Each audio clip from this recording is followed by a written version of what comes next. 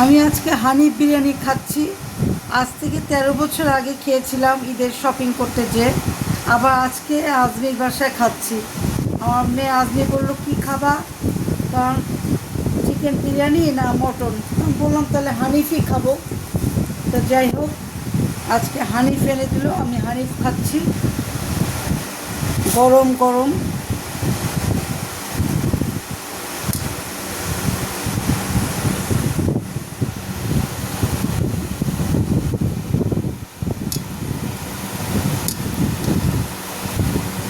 বেশ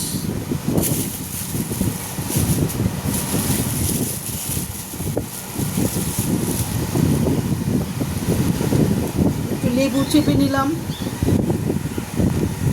একেবারে খুব গরম, টাটকা, ফ্রেশ, নাজেরা বাজার হানিফ বিরিয়ানি মটন।